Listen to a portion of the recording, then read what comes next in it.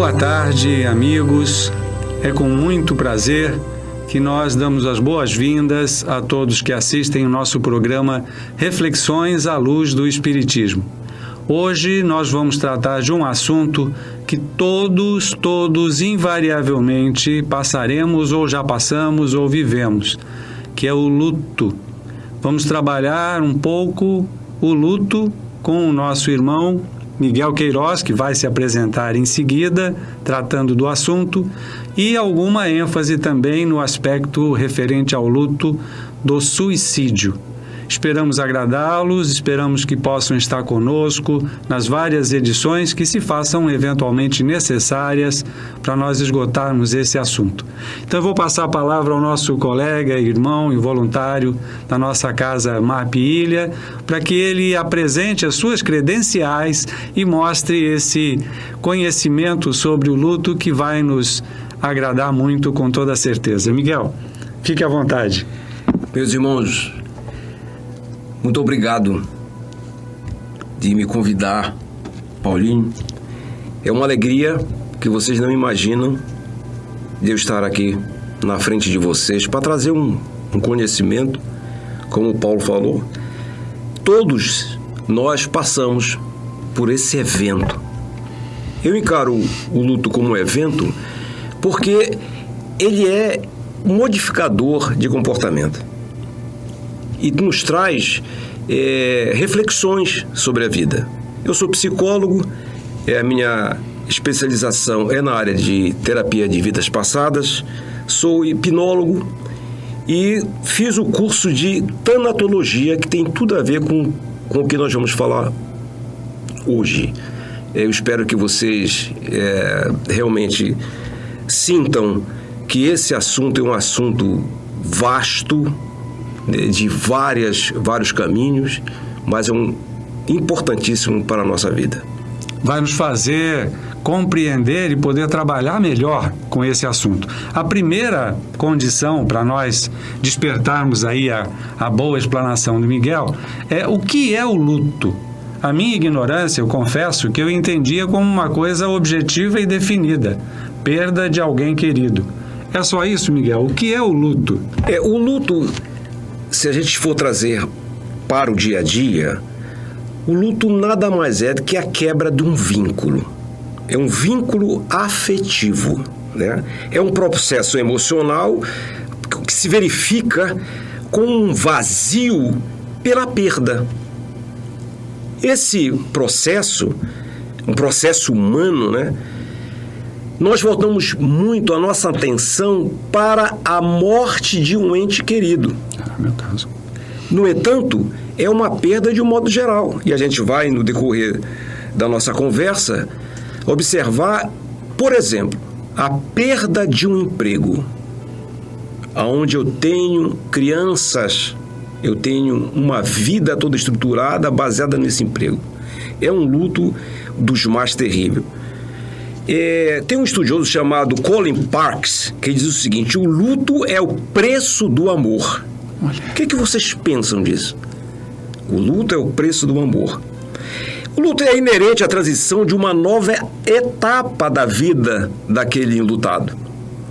E a gente vai ver isso com mais calma e com expectativa de que realmente nós consigamos apreciar no sentido de sentir o luto não como uma doença, mas como uma fase da vida.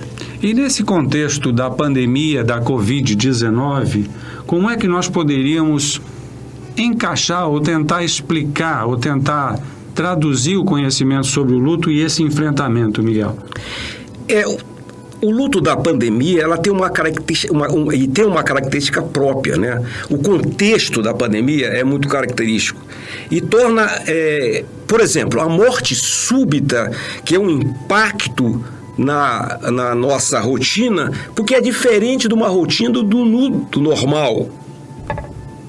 É interessante isso, porque a morte repentina, ela causa um processo de menos-valia para nós. Depende muito de como nós encaramos essa complicadora a situação de uma morte repentina e nos trazendo consequências, né, de um possível luto com mais dificuldade, com mais intensidade. Então, o grande contexto da pandemia é isso. São mortes repentinas e em quantidades significativas. E dá a impressão que está muito próximo da gente.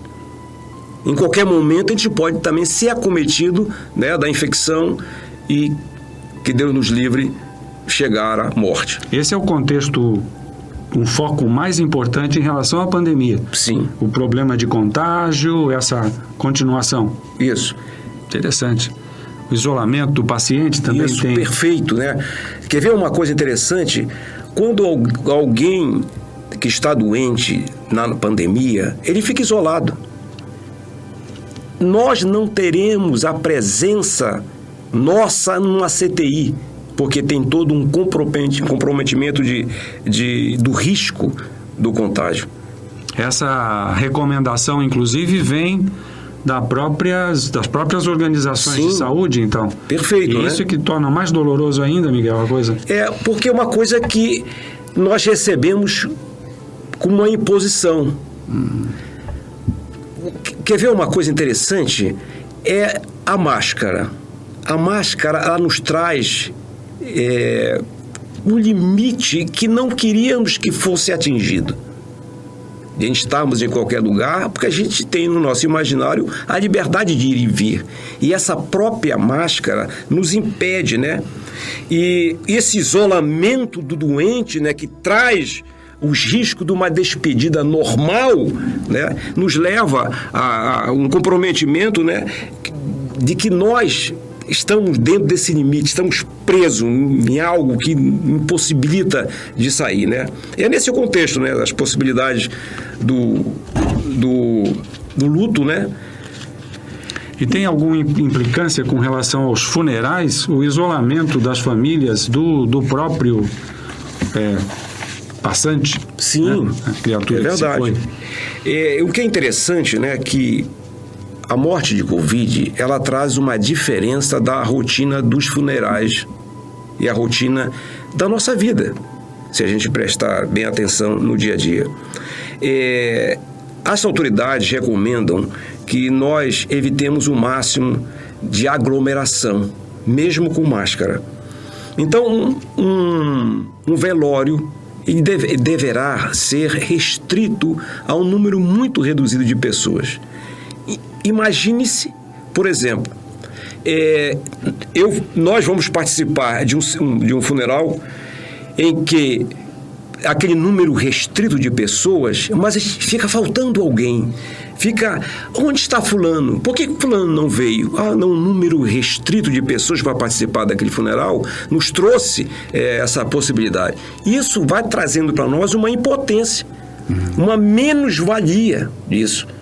E percebe-se o quanto ainda é significativo, né, a presença do outro, né, no nosso dia a dia, né? Mesmo que seja para dizer que aquele que passou teve todas as melhores condições de vida, como é de hábito nos funerais, e os aspectos que são dolorosos ficam no segundo plano, a bem de proteger a memória do falecido ou falecida. E eu fico imaginando, no contexto do mundo espiritual, como isso também tem um impacto importante, porque muitas vezes a gente sabe que a criatura que se foi pode não estar preparada para tudo aquilo, e normalmente não está, infelizmente, para tudo aquilo que passa. Se você tem um funeral restrito, certamente tem um impacto importante na transição que ele vai fazer. E quem fica do lado de cá tem um sofrimento acentuado, se sente, como você disse muito bem, impotente, se sente afastado da realidade de consolidar aquela perda, de alguma forma se despedir da criatura, que não acontece a despedida, né? Isso. Deve ser extremamente doloroso isso. Eu não passei nesse momento por nada parecido, mas posso imaginar, né?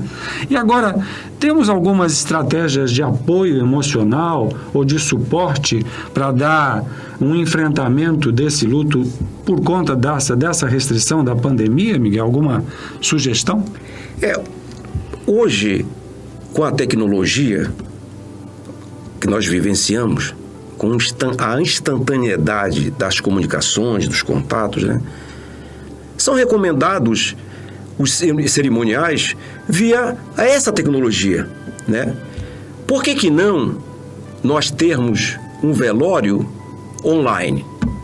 Não é verdade? Isso facilita para que mais pessoas que estavam restritas da participação, de velar o corpo, de velar o seu ente querido, de participar mais. E recomenda-se que esse tipo de utilidade de tecnologia, ele possa ser expandido para todos aqueles que fazem parte do grupo social daquele ente querido que perdemos.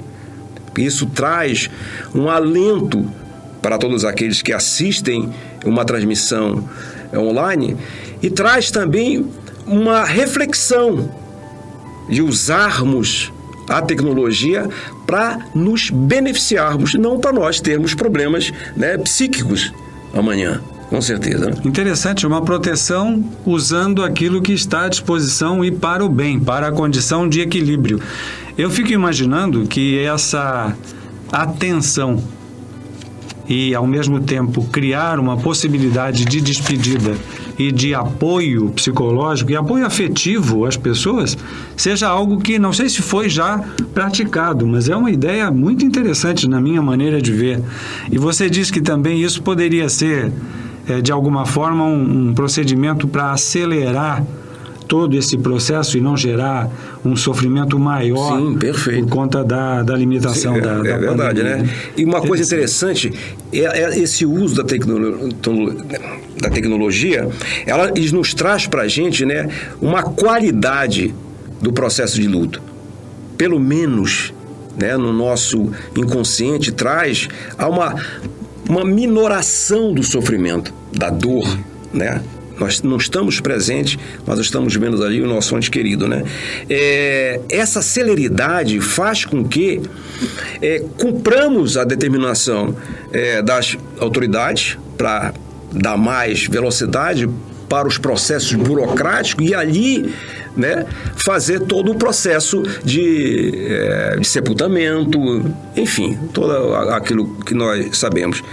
O desenvolvimento de rituais utilizando a tecnologia, né? É interessante isso. É interessante também a gente ter uma alternativa para que tipo de tecnologia usar, né? É uma tecnologia que vai ser com a filmagem direto, vai ter um livro onde nós podemos fazer a nossa assinatura numa das mídias sociais que nós temos aí, né? Uma recomendação também interessante, né, é a gente não desviar o nosso olhar para a valorização. Dá a impressão que, por não participarmos, possivelmente, do momento, a gente não valoriza tanto. Mas as imagens estão ali. Tem uma recomendação de um autor que diz o seguinte: pede para assinar uma vela. A vela transmite luz. A vela transmite equilíbrio, né? Enfim, é interessante, né? Uma outra coisa interessante que é uma recomendação, caso alguém do contexto, caso alguém do nível social, caso alguém daquele ambiente perceba que alguém não esteja fazendo um bom luto, deverá ser participado a dificuldade dessa pessoa para aquele que vai dar o apoio, por exemplo, como o psicólogo, né? O terapeuta, né? Os líderes da sua comunidade, um padre, um pastor, um rabino, enfim, é necessário ter esse alerta para que essa pessoa não faça um luto complicado. Sofrido, né? Sofrido, mais sofrido ainda, né? Quais seriam os tipos de luto, Miguel, para o nosso esclarecimento, afinal? Olha, tem uma coleção, e eu trouxe aqui uma cola para vocês terem uma ideia. Quais os tipos de luto? Morte de alguém. Sem dúvida, né? O fim de um relacionamento. Você imagina, por exemplo, noivos, e lá, uma semana, o noivado acaba. Uma semana antes do casamento, o noivado acaba. É um luto terrível, né? Uma tragédia. Uma tragédia. Alguém próximo com uma doença emocional, uma pessoa que, por algum motivo qualquer, surtou e foi diagnosticado como esquizofrenia. Imaginem, um pai que tem o seu filho com esse diagnóstico. Perda de emprego, porque traz a segurança econômica, como nós falamos na abertura, né? Morte de um animal de estimação. Meu Deus! É um processo de dificuldade. Aquela senhora velhinha que tem um gato de companhia para ela. Olha o luto que essa pessoa pode ter. Mudança negativa na relação de saúde. Você sabe, se você é diagnosticado com uma doença como câncer, é luto. Que você começa a se restringir para várias coisas que você fazia antes, mas agora você é doente, né? Interessantíssimo. E assim, esse luto enquadrado dessa maneira, ou explicado tão melhor, tem várias etapas? Como é que é isso que a gente poderia traduzir?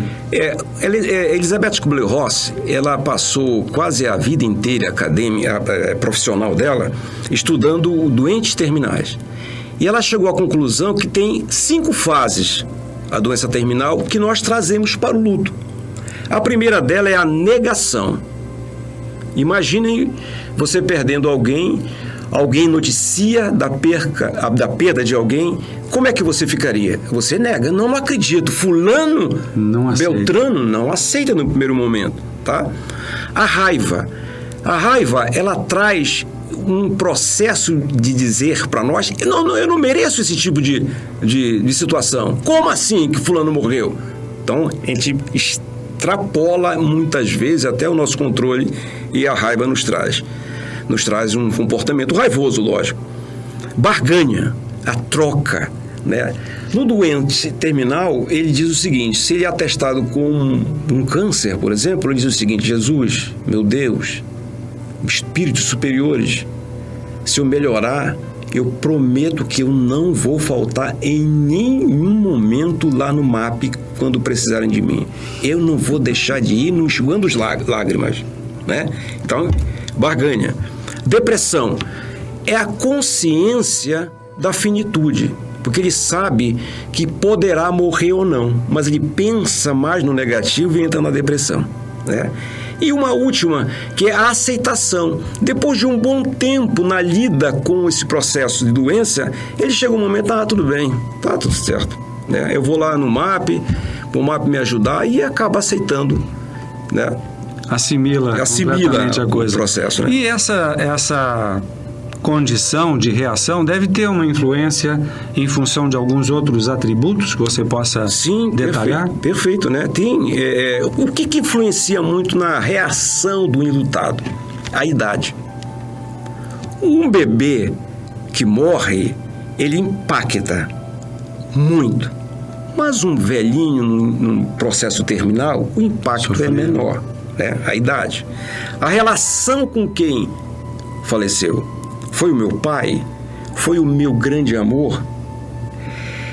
A saúde, a pessoa estava bem, mas uma morte abrupta, o cara não amanheceu. A pessoa não amanheceu, ela estava Pegou bem. Covid. Pegou Covid, é o que a gente por exemplo, sofre, né? A gente vai num processo, hoje ela entubou. Tipos de morte, uma morte de acidente, por exemplo, uma abrupta, né? Uma morte em que é lenta ao longo do processo, que você vê a pessoa definhar. Da cultura, que tipo de cultura nós temos? Temos cultura que fazem festa. Os mexicanos fazem festa, isso, né? Exatamente, né? Tem a comemoração, né? Crenças religiosas. Medo de ir para o lugar em que a gente não vai suportar. Que a gente vai ficar muito frágil, a gente vai ficar tendo processos de dores, né? Segurança financeira. Se o meu pai morre, ele pagava a minha faculdade, como é que eu vou ficar a partir de agora? Uma viúva, enfim. É antecedente de outros lutos. Como é que aconteceu os lutos anteriores que eu passei? Que tipo de comportamento eu tive? Ok? E assim, esse comportamento, sim, tem uma tradução para o indivíduo? Como é que ele vai se perceber nessa condição? Qual é o comportamento? O que ele sente, né? Isso. Nós vamos trazer aqui muito rapidamente sensações físicas. O que o enlutado tem? Vazio no estômago, aperto no peito, nó na garganta, aquela emoção está presa ali. Hipersensibilidade ao barulho. Eu já presenciei várias vezes pessoas que você não pode tossir, que a pessoa se incomoda. Muito sensibilidade, né? A sensação de despersonalização é a sensação de que você está fora do corpo. Você chega em frente ao espelho e não se reconhece. A despersonalização. Falta de ar, uma respiração curta, né? Fraqueza muscular, falta de energia e boca seca. Esses são alguns dos físicos. Dos físicos, né? No cognitivo, é a descrença. A descrença, a confusão, né? É tudo muito rápido que acontece. E aí, como é que fica? A nossa vida fica confusa, né? Uma preocupação com os filhos, por exemplo, né? Com fulano, beltrano. Alucinações. E aqui eu queria chamar uma ressalva, né? Quando eu falo sobre alucinações, alucinação meu Deus do céu, auditiva. Te ajudei. Auditiva, ou visual, né? O que acontece? Muitos estudiosos dizem o seguinte, que as nossas imagens, lembranças de memória, ficam lá atrás, num segundo plano. Quando acontece um processo como uma morte, aquelas lembranças vêm todas para o consciente. Né? E aí nós começamos a pensar que nós ouvimos fulano que faleceu, que nós vimos um vento passar e acreditamos nisso. Ok? E essa sensação de presença, claro que pode ter também a própria presença. Sim. Mas não deve ser considerado como única e traduzir tudo à luz desse nosso conhecimento, né? Tem uma coisa interessante também, né? Já perceberam que o enlutado, ele suspira, né? Ele tem uma hipersensibilidade muito grande, chora de qualquer natureza. Isso é recomendável. E essas sensações têm continuidade no processo do enlutado? Como é que nós podemos considerar isso? Além do cognitivo, do conhecimento, tem alguma outra condição propriamente de comportamento que deva ser sem dúvida, considerado? Sem dúvida. O sono. Nós temos distúrbio de sono quando nós estamos enlutados. Distúrbio de apetite, comemos pouco. Né? Um comportamento aéreo, meio sem coordenação, meio sem um foco. Né? Um isolamento social. Queremos nos isolar. Isso tem que tomar cuidado, porque pode entrar num processo depressivo. Né? Sonho que as pessoas faleceram, é muita questão da memória. Né? A gente evita estar num ambiente que aquela pessoa vivia. Por exemplo, num quarto. Né? A gente fica procurando a pessoa, né? Tá acostumado no dia a dia com aquela rotina, parece que eu vi alguém, enfim. Choro, a hipersensibilidade, enfim, né? Tem mais coisas, mas isso acho que é o básico para a gente sentir. Dá para ter uma ideia da complexidade do assunto. E assim, se a gente tem o alerta que está ficando patológico esse processo, quais são os sinais que a gente poderia identificar para tentar prevenir um luto patológico? A primeira coisa que acontece para um luto complicado, um luto patológico, né, são aquelas reações para para o dia a dia da rotina, né, são pensamentos invasivos, né? Isso transforma-se numa intensidade do luto. Isso vai trazer comprometimento, que vai ser mais longo o processo de luto, né? É a tristeza intensa. É necessário a gente prestar atenção de alguém enlutado à nossa volta, como é que está o nível de tristeza dessa pessoa.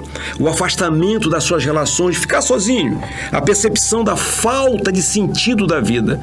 Para a pessoa enlutada, é um vazio muito grande, né? Todos esses queixumes que a gente está falando, mas é principalmente o sentido da vida. E nesse contexto, tem alguma forma da gente ter sinais para tentar antecipar isso e evitar de alguma forma que isso se agrave, né? Tem essa intensidade dos processos emotivos que nós temos no luto, né? Traz para a gente um luto patológico. Quer ver uma coisa? Na época da nossa pandemia, dessa pandemia que está aí, são um luto antecipatório. Alguém que está no CTI, está entubado, qual é o nosso nível de ideia daquilo? É uma luta antecipatória que a pessoa pode morrer, né?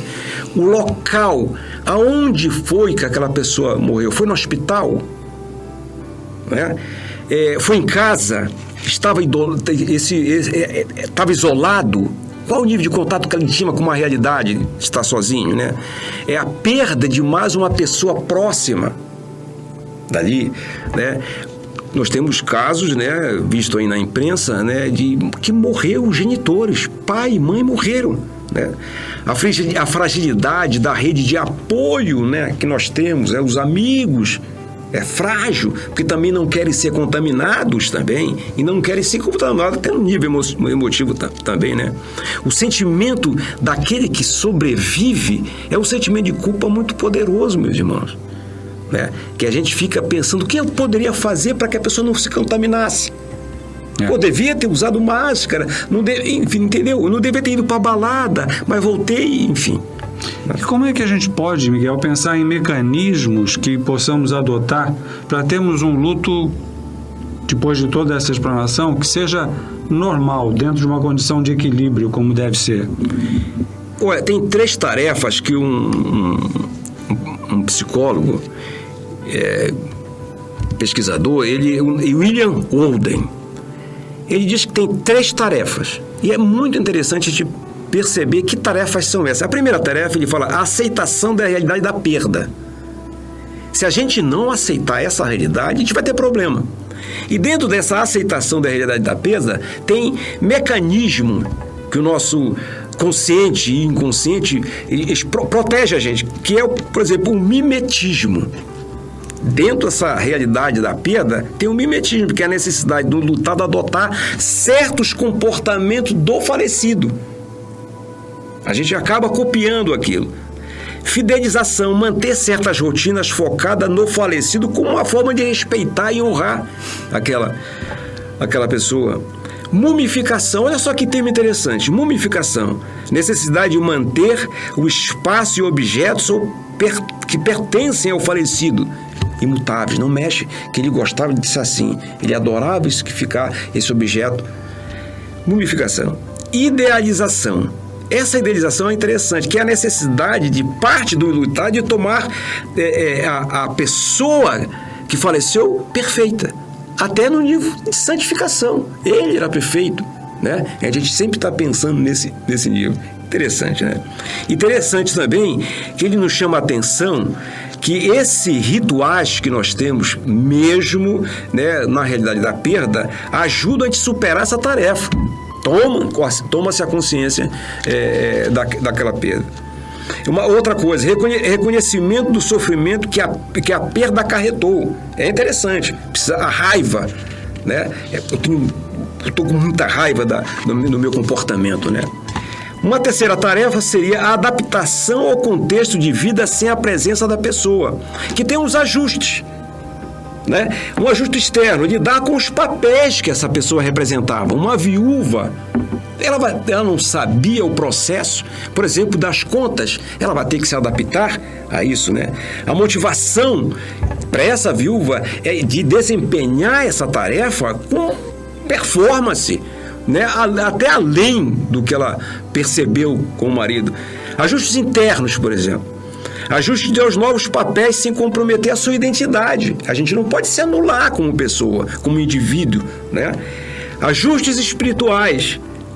A morte é influenciada por crenças, valores e suposições, né?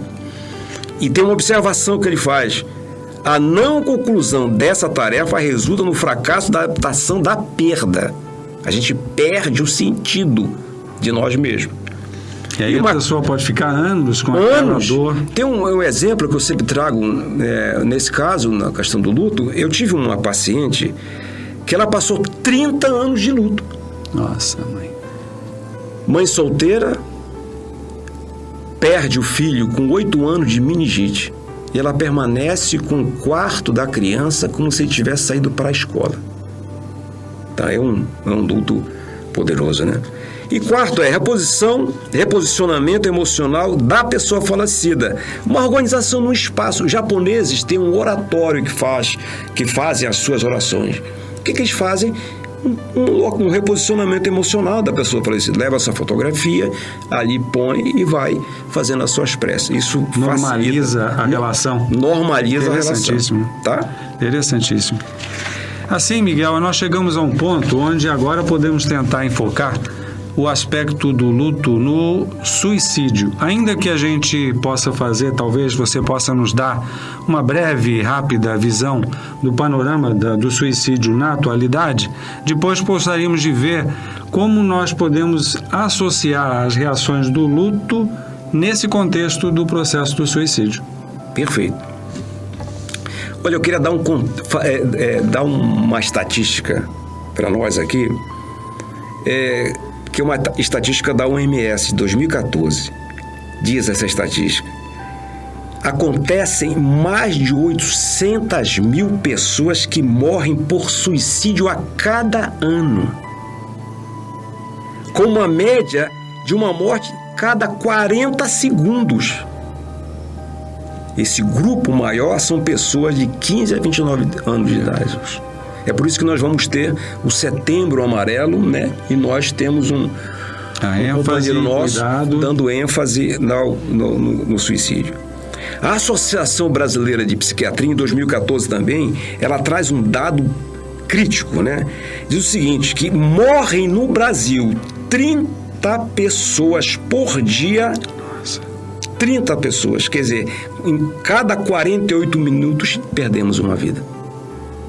É grave. É demais. É demais. Por isso esse esforço para alerta e prevenção. Exato.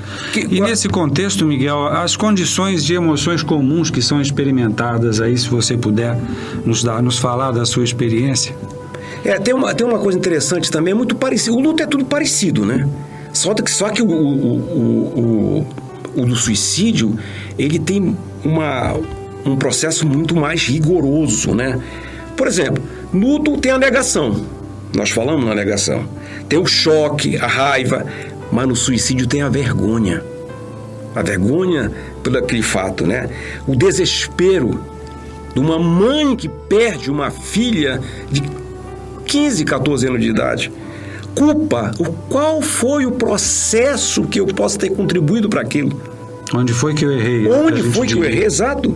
Tristeza, solidão, impotência, ansiedade, sensação de estar anestesiado com aquilo, né?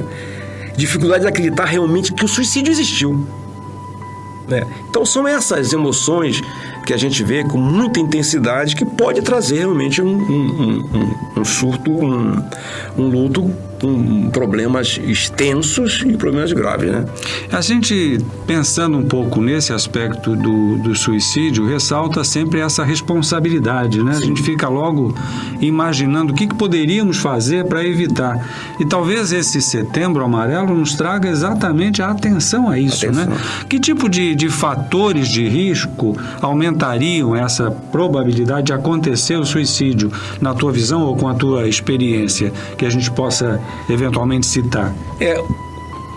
Se a gente parasse para observar o suicida antes, nós íamos perceber que ele começa a se isolar. Né? Então esse isolamento, essa procura da solidão, que é a busca para uma solução de um problema qualquer, né? Então isso é que traz o processo do cometimento do suicídio, a solidão, né? E o isolamento. Esses são os fatores principais que acontecem. Prestemos atenção nisso. E o que vem à nossa mente, assim, de imediato é por quê? Por que a criatura cometeu o ato, né? Olha, é uma resposta difícil, de repente não tem nem resposta. É como se, por exemplo, você tivesse um copo e a última gota que você põe nesse copo transbordou. Então, a gente não tem uma resposta para isso. Nós temos que buscar sempre a observação da transformação, da diferença de um dia para a noite da criança, do adolescente, do adulto, enfim. Tem uma coisa interessante, né? alguém pergunta assim, vem cá, Miguel, ela não deixou uma carta, né? Não se explicou, né? Não se explicou. Então, a gente tem a impressão de que essa carta vai trazer um esclarecimento. Mas ela não tinha condições. Ela tinha condições de escrever essa carta? Né? Por exemplo, para explicar, para justificar. Se ela soubesse explicar, resolveria. Ela resolveria. Ela faria, por exemplo, o máximo que a gente percebe é uma despedida, né? Mas ela não sabe aquilo. Então, a carta é uma coisa que a gente não deveria nem procurar, porque não tem uma explicação para isso, né?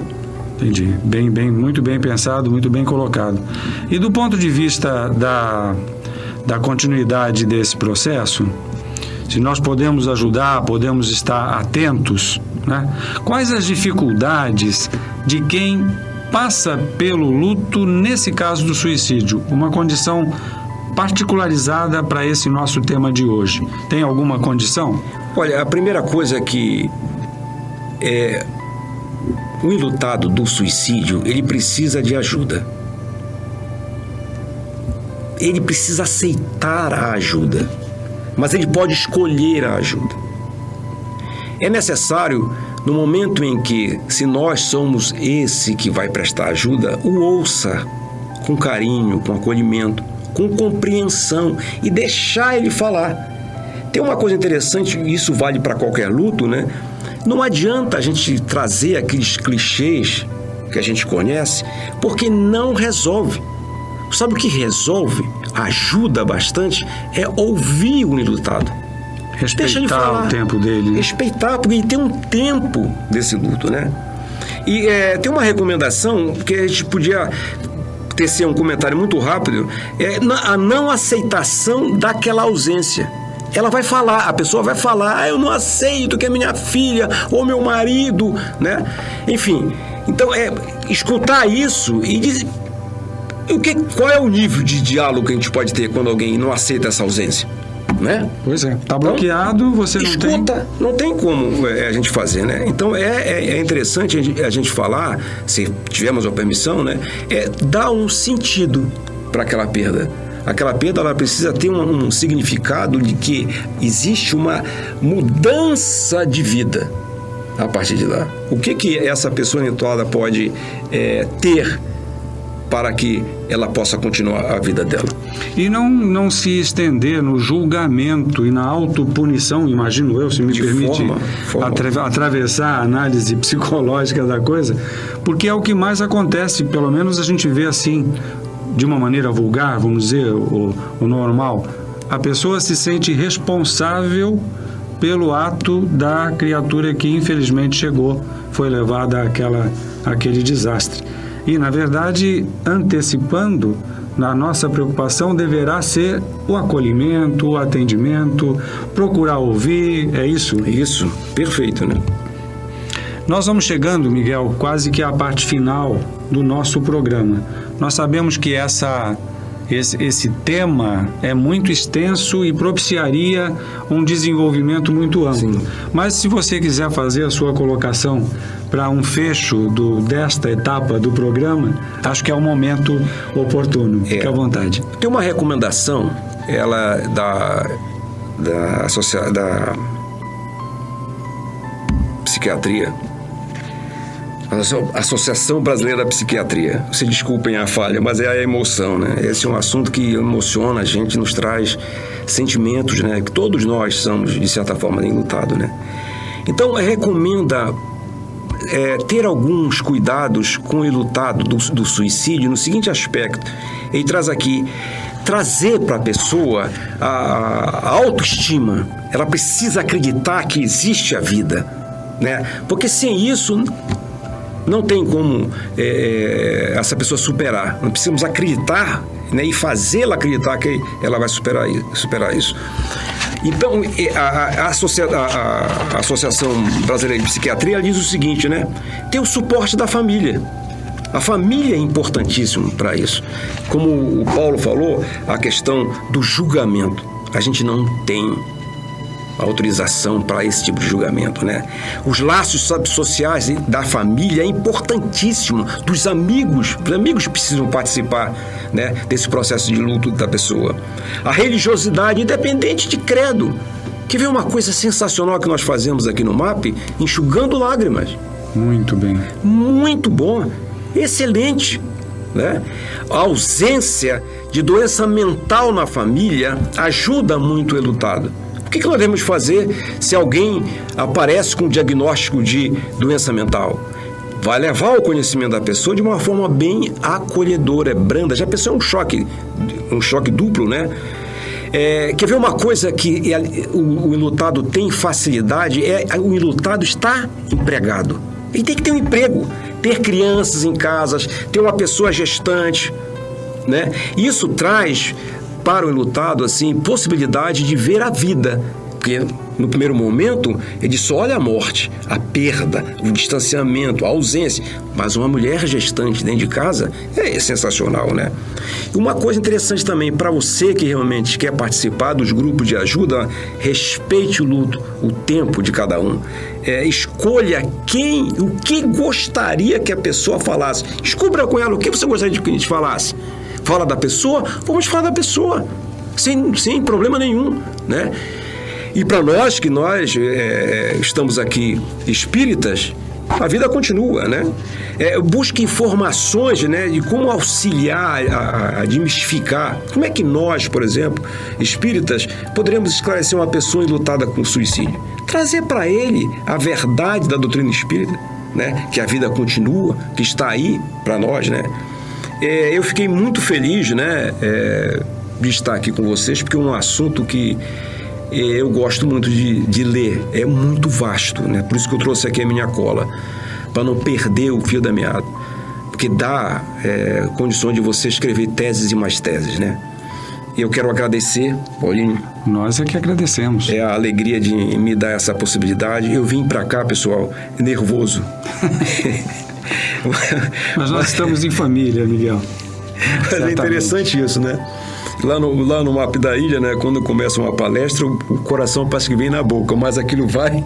Eu acho que é o elan, né, a essência, a egrégora do MAP que faz. E eu fiquei muito à vontade, fiquei muito alegre. Espero um novo convite.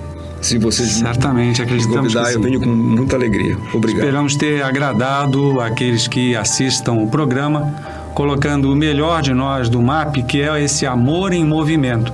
Lembrando que todos nós que ficamos aqui sofremos o luto, seja pela pandemia, seja pelos processos de tristeza normal, mas também no caso do suicídio, cujo interesse e objetivo é ajudar aqueles que sofrem, passando para o outro lado da vida, e também os que aqui permanecem com o nosso acolhimento, com o nosso abraço, com os trabalhos, como Miguel lembrou muito bem, a nossa prece pelos desencarnados, que são, na verdade, sintonia fina de amor, de paz e bem, paz e luz, muita paz. Que assim seja. Graças a Deus. Graças a Deus.